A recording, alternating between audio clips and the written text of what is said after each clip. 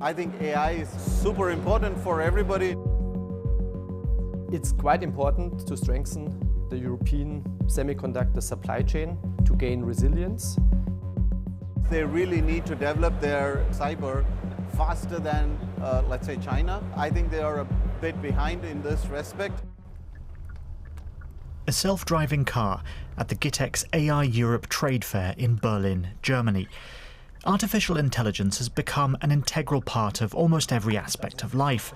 The industry is growing rapidly. However, this accelerating development is dominated by a handful of tech giants known as hyperscalers. Microsoft, Meta, Google's parent company Alphabet, Amazon and chipmaker Nvidia, all of them are US corporations. The big question, does Europe or even Germany have anything to counter this, or has the ship already sailed?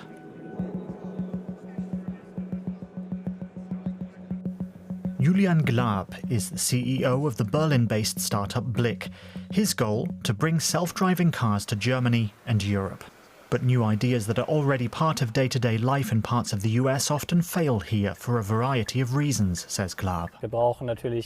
Naturally, we need massive data centers. We need the computing power to train the algorithms. But it's not just about AI, we also need money and talent. It's about incentivizing talent, like through stock option programs or employee equity schemes, things like that. I believe there's still room for improvement in many of these areas. On the other hand, Germany could leverage significant strengths. We have a huge number of players, not just the major automakers, but suppliers as well, across every segment: software, cameras, integration and regulatory approval. All the know-how is right here in the country. The companies are here, the production capacity exists too.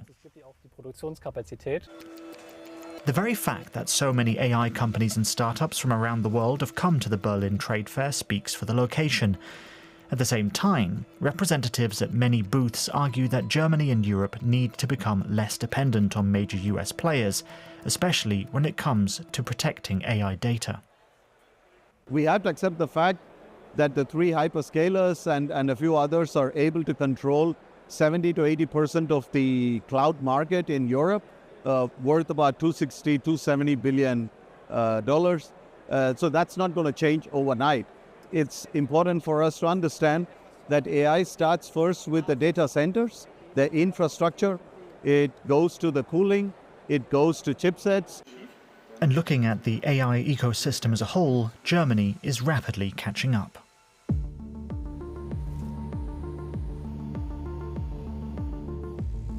Lübbenau, in the East German state of Brandenburg. One of Europe's largest and most modern data centers is currently being built here. It covers 13 hectares, the size of 18 football fields. Stefan Hies is in charge of the project. The developer, the Schwarz Group, originally comes from the retail sector. The company is investing 11 billion euros in cloud services. Demand is enormous. The data center campus here has a connected load of 200 megawatts. You can compare that to a medium-sized city. We want to build this data center in Germany with a focus on digital sovereignty, making sure that data remains in Germany and doesn't end up with US providers.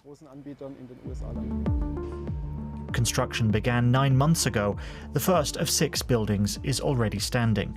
All construction plans are available digitally on site, which saves time.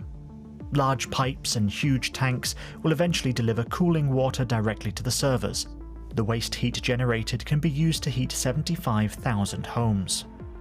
These sample server racks still look a bit lost, but by early 2028, after a year and a half of construction, the first floors are expected to be fully packed with servers. We can install around 100,000 AI servers here. They'll be set up gradually as the expansion progresses.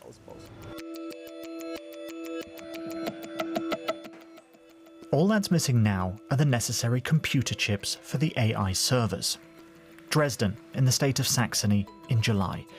Chip manufacturer Infineon is opening a new semiconductor plant. It's the company's 4th facility in a chip cluster known as Silicon Saxony.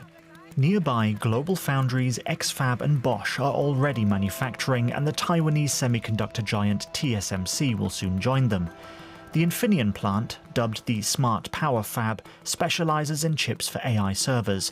Even the German Chancellor is joining the opening ceremony remotely. This is not just an important signal for Saxony as a business location, it's of immediate strategic importance for our digital sovereignty, for our economic resilience and independence. There's much to talk about how artificial intelligence will revolutionize value creation processes and industries, transforming them, reinventing them. Indeed, we are right in the midst of that. 1 in 3 European chips now comes from Silicon Saxony. Germany is catching up in the race for artificial intelligence, but it needs greater speed and the courage to make decisions so that the train doesn't leave the station without us.